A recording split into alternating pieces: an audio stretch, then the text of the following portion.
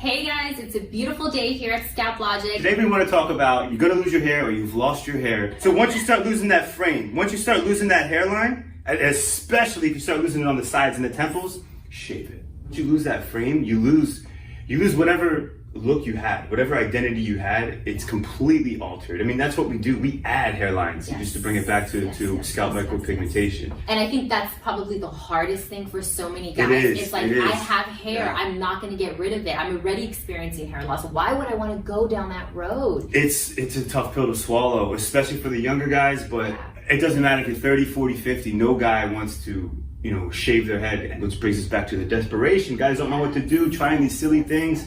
I mean, we mentioned in our last video, one of our last videos, I spray painted my head one time, putting makeups and all that kind of stuff. There's so many products out there, but they're all like loaded ticking time bombs. Yes. It's all to keep it like the show going a little bit longer, isn't it? In my opinion. Well, I think a lot of it is like, okay, you've already lost this amount of hair, and so guys are obviously searching for something, and then they're trying to just minimize any future hair loss.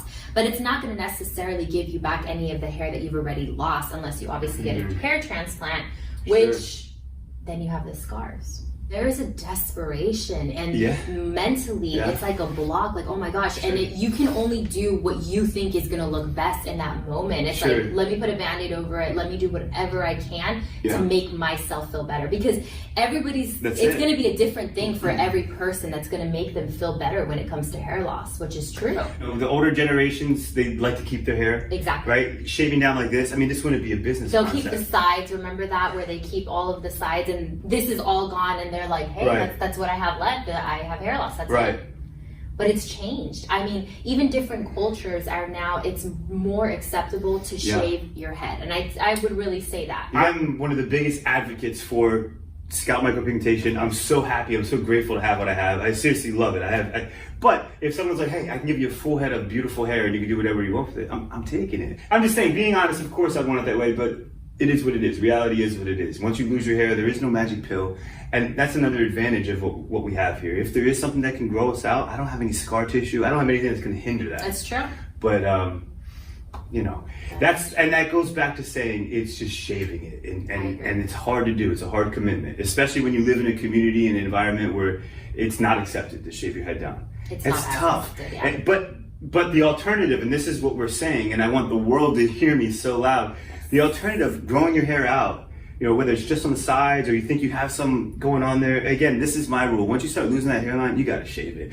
I would say even the back too. Once it's gotten to the point where it's like this big and you're already seen, and it's like there's nothing back there. It's like I think about like a laser pointer with a cat.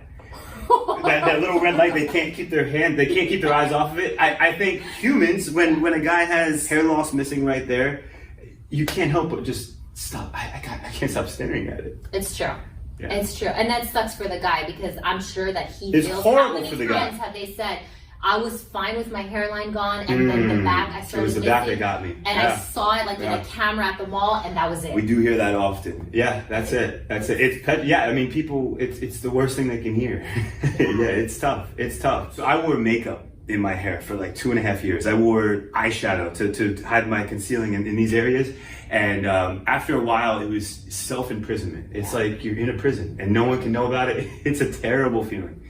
I know it sucks to shave it down, but I would argue that's worse. So anyway, guys, the journey's still out there. People are going to try the hair pieces. People are going to try the hair transplants. They just keep getting better, and the doctors will tell you that it's even better than it is. S&P's getting really cool. The problem with our industry, a really big issue with our industry is we're doing something way different than what other people are doing, because we're going for a natural shaved head look. Nonetheless, there's a lot of options out there. As we always suggest, do your research, do your research, do your research. But first, before you do your research, shave it. I love it. Shave it. You had to. Go for it. I agree 100%. You've got to shave it, definitely. But I think even a little bit more on doing your research is understanding like really what this is. All of it that it entails. it's not just covering the hair loss. It's asking the hard questions. What is this going to look like in 10 years? Am I going to be happy with the hairline?